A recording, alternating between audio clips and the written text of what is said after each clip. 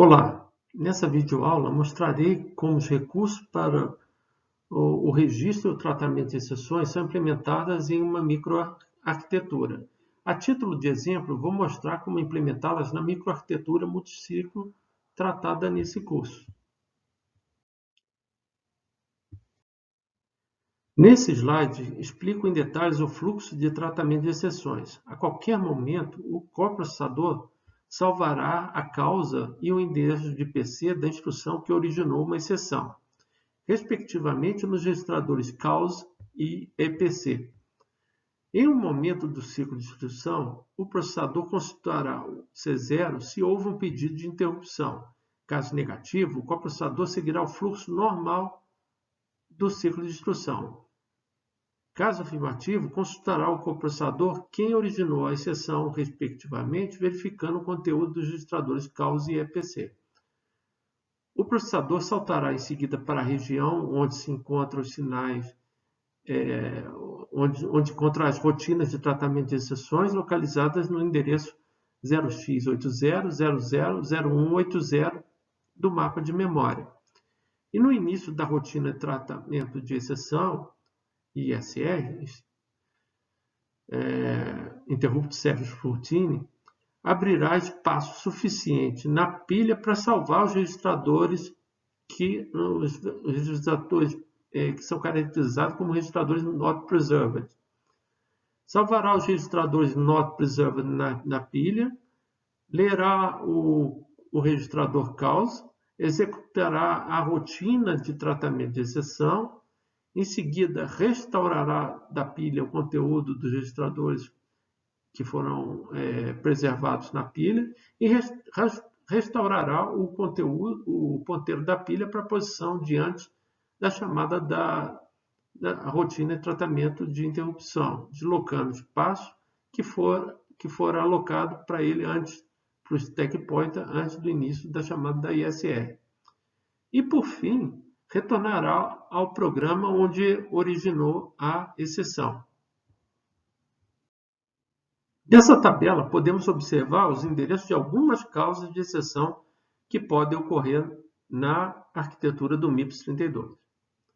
Esses endereços são endereços da área reservada do mapa de memória do MIPS 32. Esses endereços são endereços de memória do início da rotina de tratamento de interrupções ou as ISR desses tipos de interrupção. Essa tabela é muito maior do que está mostrado aqui. Aqui são apenas mostrados alguns casos de exceção. E somente as causas de instrução indefinida e overflow, destacadas em negrito nessa tabela, é que serão fisicamente implementadas nessa videoaula. Relembrando, o registrador CAUS é o registrador de número 13 do coprocessador 0. O registrador EPC é o registrador de número 14 do coprocessador 0. O opcode para instruções do tipo F é igual a 16 e a instrução MFC0, Move from Coprocessor 0, é responsável por copiar o conteúdo de algum registrador do coprocessador C0 para algum registrador do processador principal do MIPS.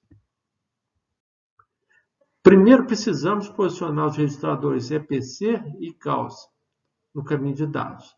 Ambos precisam ter um sinal de enable, de habilita escrita, pois o registro dos valores nesses registradores tem que ser feito de forma síncrona. O valor da entrada do registrador CAUS varia conforme o tipo de interrupção que o processador está habilitado a tratar. Dessa forma, se faz necessário um multiplexador cujas entradas de dados são os códigos mostrados na tabela apresentada nessa videoaula. Como só implementaremos as duas últimas causas, são elas que aparecem como entradas de dados nesse multiplexador. A saída do PC também deve ser levada à entrada do registrador EPC, para que o último possa registrar a origem da instrução do programa onde a interrupção ocorreu. Há necessidade de se modificar a ULA, incluindo uma nova saída nela para que ela detecte overflow. E há necessidade de se aumentar o multiplexador, que seleciona a palavra que vai ser armazenada no conteúdo de PC, agora com uma nova entrada de dados com o endereço inicial da região de memória onde se encontram as ISRs, ou a rotina de tratamento de interrupção.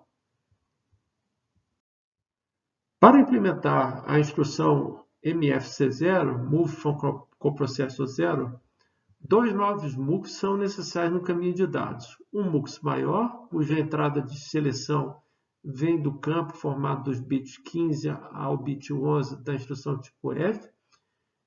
As entradas de dados desse MUX vêm da saída dos registradores especiais do C0, que por hora são apenas os dois que a gente já falou anteriormente, o registrador CAUSE e o registrador EPC.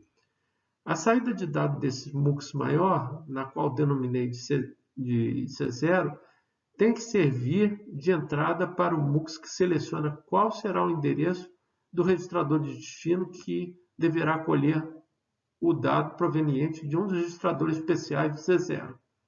Com isso, uma instrução MFC0 se torna possível de ser realizada pelo processador principal. Por fim, 2 adaptações se fazem necessárias na controladora da unidade de controle. Mais especificamente, a inclusão de 2 novos estados em um estado S12 para representar a situação de exceção caracterizada por uma instrução indefinida e o estágio S13 para caracterizar as ações necessárias dos sinais de controle que configurarão as unidades funcionais participantes na execução da instrução MFC0. Estude com calma cada uma dessas ações dos estados S12 e S13 para entender por completo a dinâmica do registro e do tratamento de exceção na microarquitetura multiciclo. Termino aqui o conteúdo proposto para essa videoaula.